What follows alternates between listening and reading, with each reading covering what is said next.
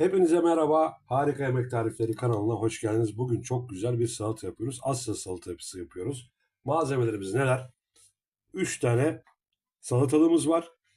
1 su bardağı susamımız var. 1 yemek kaşığı şekerimiz var. 7 diş sarımsağımız var. Soya sosumuz var. Burada da pirinç sirkesi var. Burada da susam yağı var. Hep beraber salatamıza geçelim.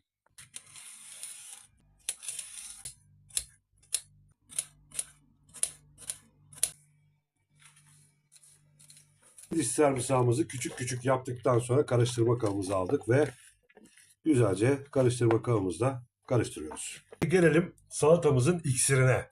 Sos hazırlanışı tavamıza susamlarımızı koyduk ve karıştırıyoruz. Kavurmaya başlıyoruz. Tavamıza hiçbir şekilde yağ falan dökmüyoruz. Susamlarımızı kavuruyoruz. 4 kaşık susam yağımızı susamlarımızın üstüne döküyoruz. Karıştırmaya geçiyoruz ve çok güzel bir koku geliyor şu anda burnuma.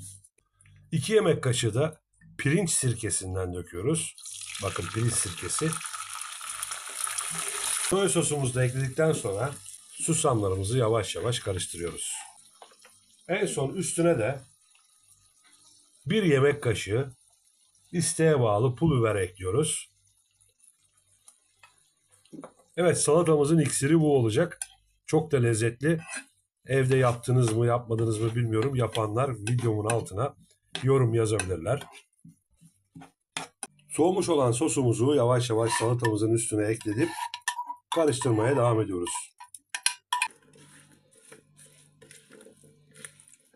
Gördüğünüz gibi Asya salatamız bitti. Kanalımı ve videomu takip edenlere, abone olanlara teşekkür ederim şimdiden. Bir dahaki videomuzda görüşmek üzere.